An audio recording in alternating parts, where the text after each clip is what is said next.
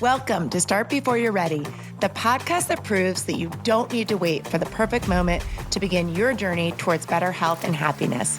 I'm your host, Kelly Young. Remember, the first step is often the hardest, but it's always worth taking. Hey guys, it's Kelly, and I'm here with an episode of Start Before You're Ready, where I am going to tell you about my daily routine. Now, I have seen on social media where people do what I eat in a day and the whole video of their day, and I think that's so fun, and I love watching them, but I just don't really see myself doing that, and I don't think my family would really like it. So I thought I would just come on here and talk about my daily routine, and I'm going to be really candid, and it's certainly not perfect, and I'm not telling you about it because it's what I think you should do. It's just what works for me, and I'm going to explain why I do some of the things that I do. So I'll start with a weekday. Most weekdays I have an early morning class, either 5:45 or 6 a.m. And for me, I need to wake up about a half an hour before I'm going to work out so I can have a little coffee and brush my teeth and do all the things that you need to do in the morning. And I do eat. I do not feel well if I work out fasted. So I have to put something in my stomach. And typically it is a piece of bread with some nutso butter or almond butter. That is most common what I have. Sometimes I'll have an apple and nut butter. Sometimes I'll do even just like a little bit of granola, but typically it's a piece of bread and nut butter. And I sit down at the table. It's a very calm time. There's nobody up. It's just me. I have my coffee. I typically make I'm not going to lie and say I make notes about what I'm going to do in class, but I have some thoughts about what I'm going to do in class. That's when I do my best thinking, is first thing in the morning. So it's usually when I plan my workouts. It's just a short amount of time, 5 or 10 minutes, but it gives me enough time to kind of set an intention for whatever workout that I'm teaching that day and come up with some kind of theme or format or what we're going to do as far as that goes. So then I'll go and I'll teach my class. And most of the workouts I do the morning workouts because some of them are outside and some are on Zoom. So that is my workout, what I'm doing with the class. I don't work out on my own outside of that. And maybe that's good, maybe that's bad, but it's just what I do and it's what I've always done. I like to work out with other people. I don't really like to work out by myself. Maybe I shouldn't tell you guys that, but I really like to work out with other people. So some days it's strength, some days it's cardio. I will say that when I am teaching strength, like a pure strength class, I have to be very mindful of eating after my strength class because it makes me very hungry. And if I don't eat soon after, like within 45 minutes of the class ending, I feel I can't be satisfied. I can't eat enough. So I need to eat within a 30 to 45 minute window. What I typically have when I come home from my classes is what I call my second breakfast. And I do some kind of vegetable, often spinach. I like to do vegetables that I don't have to wash or prep. So big ones for me are like baby spinach, sliced mushrooms. A lot of times I'll have leftover broccoli and I just put that in a pan. I put some avocado oil and I put whatever vegetables I'm going to have in the pan. And then I used to always do egg whites. I am on a huge egg kick. So I have been doing ever since vacation. So we went to Lake George this summer and we bought the most amazing Stewart's eggs that were extra large jumbo. They weren't even organic, but I had them every single day with a runny yolk and I had it with salmon and it was just so good. And I can't go back to egg whites now. And honestly, I never didn't eat eggs. I've always eaten at least a couple of eggs a day, but I would save that for a hard-boiled egg in the afternoon. So I would have egg whites in the morning because I didn't want to have 3 or 4 yolks. But now I'm just giving up the hard-boiled egg because I'm loving my runny egg. And sometimes I add some extra egg whites to it so I can get to my protein goal. And sometimes I'll have meat with this. I was on a big kick with no meat. Just didn't appeal to me. And I would do the egg whites and vegetables and half an avocado. But now that I'm doing the eggs, I can't quite get to my protein goal with eggs, even when I put a little bit of egg white in. So sometimes I will do some Amy Lou sausage or Canadian bacon. That's pretty typical. Weekends is something different, but we'll talk about that. So that's what I have for my second breakfast. Sometimes I'll have another piece of toast with it, but not usually. If we have leftover potatoes, I love to put those in like my eggs. And sweet potatoes actually are really good in the morning with eggs. Sometimes if I've got like a slaw, a broccoli salad, which I make pretty regularly, or a cabbage salad, I'll have that in the morning too. I just love the way it tastes with eggs. It's made, it's ready to go. I'm really bullish on wanting to have a vegetable or two or three or four or five in the morning. I just think it's a great habit. So I love to get those veggies in early in the morning. Oh, and well, this is a good trade-off because when I do the egg whites, I would put cheese on it, some kind of cheese. Sometimes it was Gouda, sometimes it was Boursin, sometimes it was shredded cheddar. But when I do regular eggs, I don't need to do any cheese. So it's kind of a good trade-off. It's kind of a nice balance. So that's my second breakfast. And typically after, and that's when I'll usually like do social media. Like sometimes even when I'm eating, I'll just like go through my phone, pull out a video. I'll post something on social media, usually during that time. Forgot to say, this is a new ritual that I have, but typically I turn the sauna on. I have been wanting a sauna for, I don't know, 5 or 6 years. And a couple years ago, my amazing husband got me one for my birthday. And he didn't want to buy it because he wasn't sure about all the details. But he said, just pick whatever sauna you want. And I did not get one because I was nervous that I wasn't going to use it. And it was a big investment. And I was, where are we going to put it? And I'm not going to use it. And it's going to be a waste. And I found out from another experience that I will absolutely use a sauna. I love the sauna. It feels so good for me to be in a sauna. And I bought one this summer. It was on sale. She said nobody buys saunas in July. So it was a great price and it is incredible. The brand of the sauna that I got is called Sunlighten. And it has programs. So it's just like when you guys come to work out with us, it's nice to not have to worry about what to do. And that's kind of how I feel about the sauna. I just rotate through the programs. I'm like, I need all of this. Detox, I need that. Anti-aging, I need that. Restoration, I need that. I don't do the workout one as much because I don't even know. I think that's like probably one of the hotter ones. But there's a workout one, there's a rejuvenation one, and there's a detox. So I've been doing that pretty regularly / every day since I got the sauna. I don't think haven't been in my sauna since I got it about a month ago. And I'll finish my breakfast and then I'll go down the sauna. And I'd love to say I just sit in the sauna and meditate for 30 minutes or whatever, but I don't. I typically catch up. That's when I'll catch up on my email, or I will, again, do like more content, or sometimes I'm doing stuff with the podcast, but I'll typically do something on my phone. I try to not do that the whole time and to spend a few minutes without anything, just sitting there, no music, no nothing, just sitting there. And I love the way I feel in the sauna. And I can't tell you if like it's helping me with anything yet. One of the reasons why I was wanting to get a sauna so badly is because I had read in multiple publications that a sauna is very good for your brain health. And that is something that I think we all need to be concerned about, but I feel especially concerned about it. Anything like both my parents have neurological disease.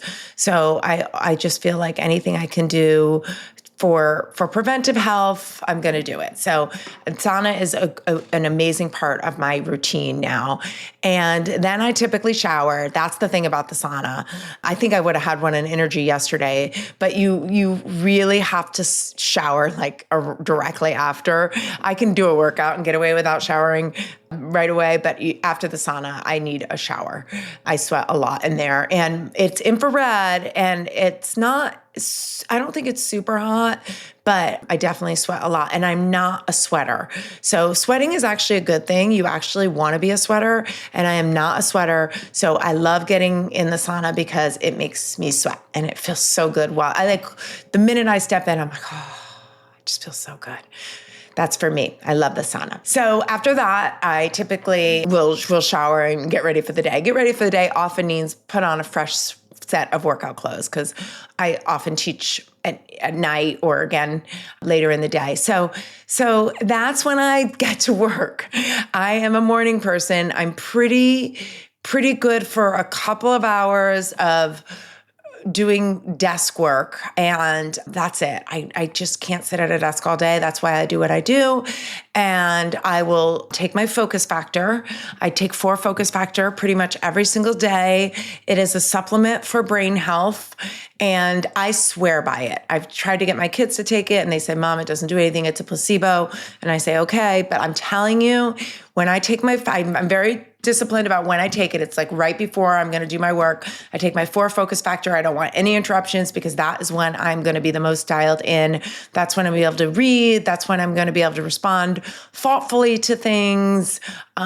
Sometimes it's when I'm doing some of my podcast stuff, anything with my members. I do try to reach out regularly to our members. That's something that's very important to me. That's part of my daily routine, is just connecting with either new people or people that have a milestone or people that have a birthday or people. I prioritize connecting to our members. And then, of course, part of my job, which I'm not very good at, and if anyone has any suggestions for me, let me know, is trying to get new members. So sometimes I'm going through the marketing suite or social media and just trying to recruit new people into our studio, whether it be in our studio in person or our virtual workouts. And I'm very disciplined about lunch. Okay, I have to have lunch at 12, except I do teach a noon class, which completely throws me off. But at noon, my stomach starts to grumble. And if I don't eat lunch at noon, then I'm in trouble. I always say not eating backfires. So if I wait and just push it and I'm trying to get something done and I wait until like 12:30 or sometimes even 1:30, I don't like the way I feel while I'm eating, and I don't like the way I feel after I eat. For some reason, my body just doesn't process. I'm sure it has to do with blood sugar, but my body just doesn't process the food as well. So I'm pretty regimented about eating lunch. And typically lunch is leftovers. And when I say leftovers, I mean whatever protein we had the night before, whether it be salmon or chicken or ground turkey or ground beef, on some type of salad or vegetable. If I have a broccoli salad or a cabbage slaw, I'll usually use that as my base. I always buy a thing of spring mix. I don't wash it. I think it's ready to go. So I just take a handful of that out, and then I'll put my protein on it, and I'll put something yummy. I have to have something yummy on my salad. I can't just eat like mixed greens with chicken. That's not yummy to me. I have to put either something crunchy on it or some cheese. So a couple of tablespoons of something yummy is what I always say. And it doesn't mean it's like, I'm not putting Doritos on my salad, but like I like the Siete chips sometimes, just like crunch up some of those. I'm really into these FitJoy pretzels. I just like the crunch and the flavor of them. So I might have some of those on my salad. That's typically my lunch. And it's hearty. It's not, it's a hearty salad. And I'll put a lot of other vegetables. I typically do red onion. Not a big dressing person. Usually like the cheese or the flavor is my dressing. I could just do like vinegar. Often I'll put avocado, and that will kind of serve as my dressing. But again, I'm getting the yummy flavor with the other fats, with the cheese or the avocado. Usually I love like a flavored vinegar, like a flavored balsamic. And if I don't have if I'm not putting any of those other things, I might put a little bit of olive oil, but typically some type of salad. Sometimes I get sick of salads and I will do something like a bowl, something kind of random. I'm not a big sandwich person. It's just not what I crave, but I definitely like to have a good amount of protein in my lunch. So I'm talking like a Costco-sized chicken breast or a big piece of salmon. It's not like a couple strips of chicken. That would not satisfy me. If I come low on chicken or whatever I'm putting on, then I'll usually add like hard-boiled egg or something like that to it. And afternoons are really where I'm a little bit more physical. I like to do something physical. It might be that I'm doing some laundry or I'm doing the dishes. Sometimes I cook after lunch, but I usually don't like to go back and sit after I eat lunch. I like to do something physical. And then on good days, I try to get back to my desk in the afternoon and either respond to people or do whatever I need to do. And then typically most nights, Monday, Tuesday, Wednesday, I have an evening class. So I try to make dinner before I go to the studio because I don't get home from the studio until 7:30, and that is just too late to make dinner. So at very least, I'll have like ground beef or ground turkey. I'll have made something. I love to prep a sheet pan.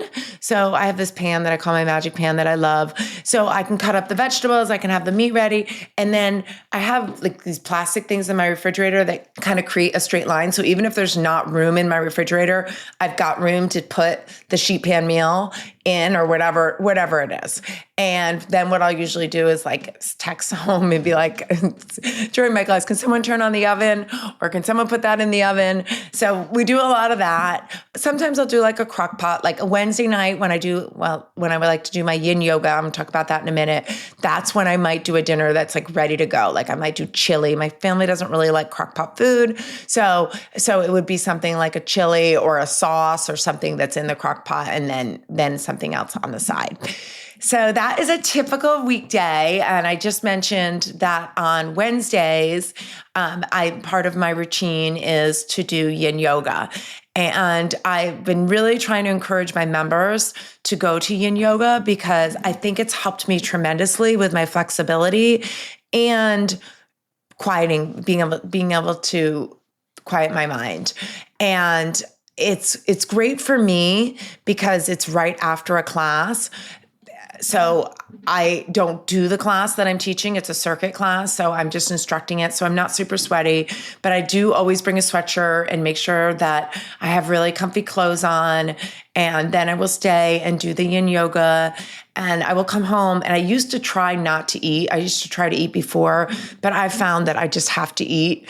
I can't go to bed without eating. So I'll try to have like a lighter dinner that night. And I try to go right to bed. I try not to talk to anybody and I try to go right to bed. So yin yoga is definitely part of my routine. This summer it's been a little off because I taught a stretching class on Wednesday, but once the fall schedule starts, I will be back to doing yin yoga, and I highly recommend it.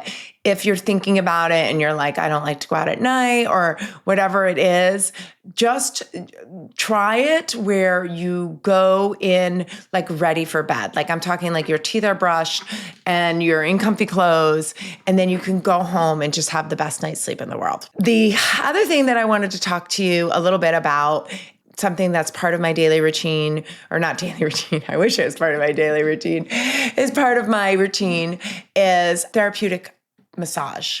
I have been getting deep tissue therapeutic massage, I think since 2011. I tried to go back and see when I did a review for Dino, and I think it's been about 15 years, 14, 15 years. And I was a huge skeptic when I went. The only reason why I went was because I had a Baker's cyst on the back of my knee and I couldn't walk. That cyst is still there. It still affects my walking. People always say, are you limping, Kelly? And I'm like, no, I don't feel it, but it does affect the way I walk. But when I went to Dino and did a deep tissue massage, he was able to release some of the pressure around it, and it really, really helped me. I was no longer in pain. So I just became a believer, and I since gone regularly. I've kind of increased my frequency as my resources have become more available to me. It's something I definitely prioritize. I don't make it in every week, but I try to get in at least a couple of times a month. It's not only good for my body, it's good for my mind. That's why I just see the value in it. I know it's expensive. I know I spend a lot of money on myself, and I think it's worth it because I only have one body and I love what I do so much, and I want to be able to do it for as long as possible. And I also think just genetically, take exercise out of the equation. I think I'm very, very tight and my body needs it. My body literally needs to be broken down a little bit to get some of the tightness out. And I've been to several different therapists in our area. If you're looking for recommendations, I highly recommend Abby, who is at Therapeutic Touch Massage. And I've been to Deanie. Actually, recently I was at Deanie with Dino and Deanie's Therapeutic Massage, and she did a cranial sacral. There's some really great massage therapists in our area. And if it's not something that you can do regularly, just try to do it at least every 3 months or 6 months and schedule it. Don't leave. It's like the dentist. Don't leave without scheduling it in advance. You can cancel it if you have to, but have something on the calendar. I know that is the only way I became consistent with it, was having a regular time that I go. And then, Dino and I are, I can text him and say, oh my gosh, I can't go this week. I've got friends coming in town, or I've got a meeting, or I've got something, I can't go. But I'm very respectful of his time. I always do it well in advance if I have to cancel, but I do have a standing appointment with Dino. And that is on Friday. So Fridays for me, I used to give myself time off on Friday afternoon, meaning like I didn't have to produce something. I didn't have to be productive. Like after Dino, I could do something fun or, go to Home Goods or do something like that. Honestly, I can't do that anymore. I've got just too much to do. But this summer, I've definitely had a lot of fun Fridays. But now after Dino, I come back home and I do try to do some work on Friday afternoon. Friday morning is I clean my house because my cleaning lady comes, and I like to have all the laundry away. I like to have the kitchen's usually got some damage in it because I cook all the time. So that's just getting everything away, getting everything clean, all the dishes away, everything off the counter, all those things. That's my Friday routine. And then typically, guys, on the weekends, I'm a loose goose. I do not, when I say that, I don't want to say I just go crazy on the weekends and throw everything away. But whatever comes up, I do it because life's short and I want to enjoy my weekends. And I don't want to be like that person that doesn't this or doesn't eat out or doesn't whatever, because I have to be healthy all the time. I find it very easy to be healthy when I eat out. It's just naturally the foods I gravitate to. And I'm also the first person to order the nachos, or the first person to, say we need appetizers. So I'm not perfect, but I do try to stay within reason. I only eat foods that I like. That's one thing that I do that I think is really helpful. If there's something on my plate that I taste and I'm like, nah, I don't really like that, I'm not going to eat it because it's not worth it. I'm just going to eat the things I really enjoy. I'm going to be in a calm, seated environment with people that I love. That's really important when it comes to what you eat. And I'm not going to feel bad about something that I eat, right? If I have some drinks or I have nachos or I have a burger, I'm not going to eat the bun. My kids say it's not a burger when you don't eat the bun, but whatever. That's how I like it. If I loved the bun, I would eat the bun. I enjoy those things. And I think that's really, really, really important, that when you're good, structured, have a healthy routine 80% of the time, then you can let loose a little bit. On the weekends, I'm having bacon. I'm definitely having regular eggs, no egg whites. And, we might go out to dinner or just have some yummy food that I wouldn't typically eat. Okay, so I'm going to talk a little bit about Sunday, because Sunday, I think, is a very important day for someone that's trying to be a healthier version of themselves.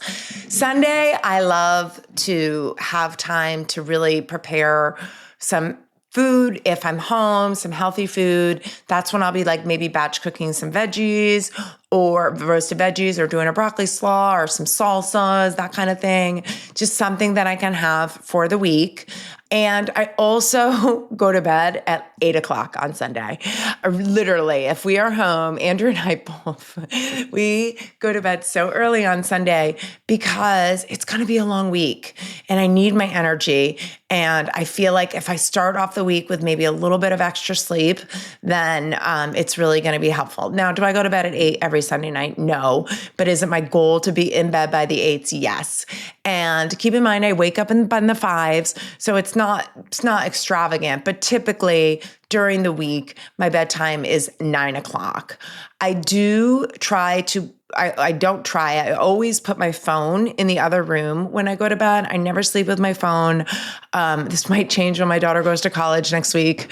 I might, but my husband has his phone and next to him. So I always feel like we're available to our kids if they should need us or should there be emergency. And truth be told, I could hear my phone in my office if I needed to. My office is the room next to our bedroom, so I could probably hear it if I needed to. But I put it on the charger in the office, out of sight. I do not look at my phone until the next day. I think if it's by your bedside and you wake up at night, then you might most likely to look at it. And I just try to I spend a lot of time on my phone. So I just try to have that at least solid block of time from 8:30 to the next day where my phone is not any part of my life, which I need to be better about creating some more rules around my phone. But right now, that's all I'm really successful with. I do like to read at night. I'm not a TV person, and that's not because I think TV's bad. I've never watched TV. My friends make fun of me. It's just never been part of my routine. Sometimes I think it's sad because I think that's family time, people watch shows together and all that, but I don't know when I would do that. I just don't know when I would do that. So I'm happy. The things that matter to me the most are sitting at the dinner table with who's ever home to sit with me, who's ever willing to sit with us. And that's really, really important to me, having meals together. Dinner is typically the only meal that my family eats together because breakfast, everyone's kind of on their own shifts, except on the weekends. We are very much a family breakfast on the weekends. Andrew and I, especially Saturday and Sunday, always have breakfast together. Even if I'm up hours before him and I'm starving, I wait for him to eat because I like to have breakfast with him on the weekends. All right. Well, I don't know if this is of any value to anybody, but I thought it would be a fun share. Let me know what you think. I'd love to hear about your routine. I'm sure I left some stuff out. Oh, I know one thing that I left out. I made some notes. I know one thing that I left out, and that is my mocktail. Every day, and this has been for a long time, so I guess it's part of my routine now. Every day I have a mocktail. So I have my water bottle, which I carry around with me everywhere. But then I also like water with flavor now. It's my new thing. So sometimes I'll put turmeric. I buy this liquid turmeric at Costco. So I'll take the glass, I'll fill it with ice, just like I would make a cocktail. And then I'll put fresh water in it, and I'll put a half a lemon, and I'll put some turmeric. Now, lately, I've been putting a bottle of kombucha. I buy it at Costco. And it's too sweet. I couldn't drink it on its own, but it's perfect mixed with water with lemon. So I'll put a half a bottle of that. Sometimes I have a couple of those mocktails during the day, and I really enjoy them. I mix it up. Sometimes I'll put herbs in it. Sometimes if I have mint, I don't know. I love them. I absolutely love them. Lemon is a really important ingredient, and something that's got something that gives a little bit of flavor is really important. So yes, my daily mocktail is also important. And I also have a cup of tea every night. And I love any kind of chamomile tea, and any tea that is, known to help with sleep. I don't know that it really helps me with sleep, but it's just a tradition. Oftentimes I don't drink it. Oftentimes I'll just take a couple sips and that's it. But it's just part of my ritual, and it's part of my shutdown routine. I think that that's really, really important to have a shutdown routine. I know most people, when they talk about their daily routine, probably have this whole skincare regime. I'm really good about washing my face before I go to bed. I'm really good about brushing my teeth in the morning and night. I will put on whatever serum or whatever's around. I don't have a great routine. I definitely need to. I've talked about it before, being better about having a good routine. But my skin loves moisture. So like even during the day, I'll just go on and I don't have oily skin. So I can just like slather on moisturizer. It just feels really good. My hair's the same way. I'll put oil in my hair, nothing. It's just thirsty. Everything in my body is thirsty, I say. I think it's because of all the protein I eat. And also, I definitely have caffeine. I didn't actually talk about caffeine. I do have coffee in the morning and coffee again when I come home. So I'm definitely a 2-cup of coffee girl. I do decaf after that. So if I want, like sometimes I just want coffee. I love coffee. I love the taste of coffee. I love coffee and tea. I don't know why I'm fortunate that it doesn't stain my teeth as much as it probably should. I will have decaf coffee in the afternoon. I can't drink regular coffee in the afternoon. I'm very caffeine sensitive. And other supplements, this is something that I want to be really cautious about talking about. But I recently, other than the like a glucosamine and the focus factor and the magnesium, I didn't take a lot of supplements. For one, the focus factor has a lot of vitamins in it. So it's almost like a multivitamin, and I don't want to take like too much of any one thing. But I recently did some extensive blood work with Function Health. Some of my friends, I think it was Daniela and Todd, had shared that they had used Function Health, and it's something I'd been thinking about for a long time. Again, it was a sale. I got hooked in on a sale. They had a 4th of July sale, and I said, I'm just going to do this. And I'm so glad that I did, because I now feel confident in taking supplements. Because before I was like, man, I eat so many vegetables and I have such a variety in my diet, and I don't really know that I need to take all these supplements. Like, do I want to take all these supplements? Now I know what I need. So one of the things that Function Health does is they tell you your top 5 supplements. And I will say that iron was on there. It was on there twice, 2 different kinds of iron, which really surprised me because I donate blood regularly, just to help other people. And every time I go, they're like, your iron's great. They always say your iron's great. So I was surprised to see that the others, I'll actually add it to the show notes. But the other one was for heart health.